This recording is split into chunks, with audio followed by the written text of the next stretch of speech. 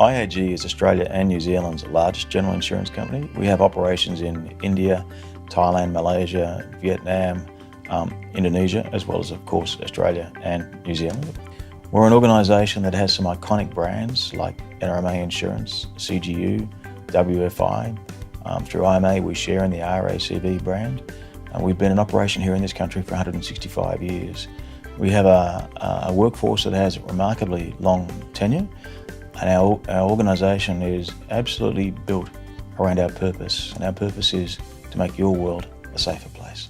So we began using the Leadership Circle just over 5 years ago within CGU, and we needed a tool that was going to help us understand our own personal motivations and the things that really made us tick, and a way in which we could actually open ourselves up to be a little bit more vulnerable.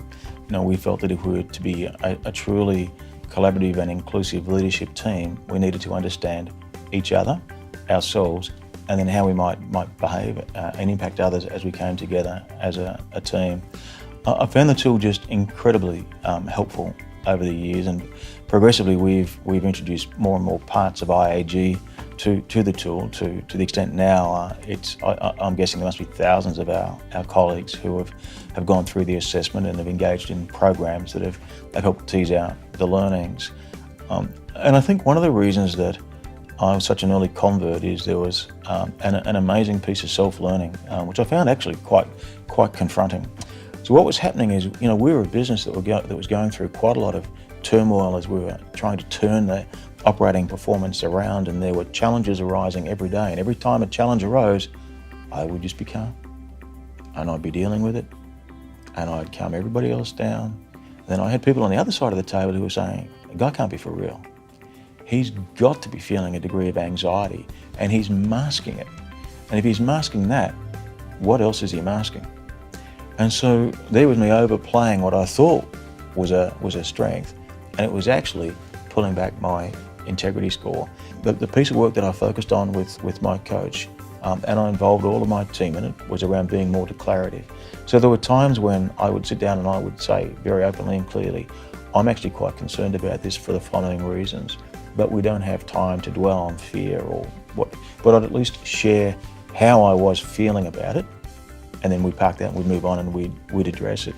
So that's a very small example, deeply personal, but one that I was very grateful for, because actually that's how it played out in my personal life as well. And I think that's what we've seen, that the leadership circle has not only benefited us as leaders and the organisation as a whole, it's benefited us as people in our lives outside of the company as well. Just an incredibly valuable tool and supporting process. So by going through this process together as a team, we were able to support one another.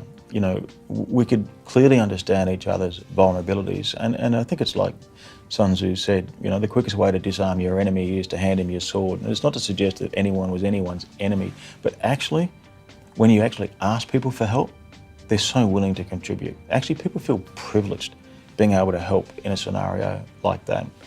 And so having our most senior leaders be prepared to share their stories with not just their colleagues, but also their direct reports, right? It introduced a level of vulnerability. It gave vulnerability a place in the organisation, which is actually strengthened the platform on which we're trying to drive the leadership change, the cultural change that we needed to see in our organisation. So the ripple effects were enormous. When I arrived at the organisation, the cohort that reported to my leadership team had been through the Leadership Circle, but my team hadn't. And actually there was no plans to. And what I understood early in the piece is that these direct reports of my direct reports had a language and a way of thinking that was different. And they were feeling disconnected from their leaders because they couldn't share.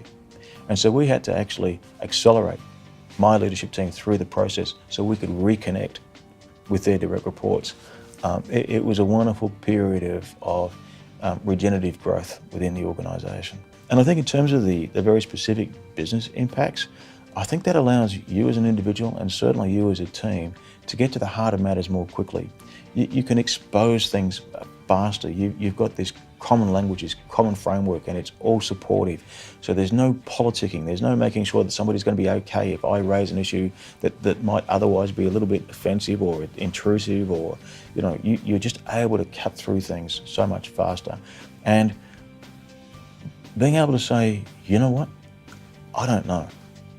And that's okay, because someone else will, right? You can actually avert a lot of missteps, but you can cut to the chase, to the right answer, so much faster.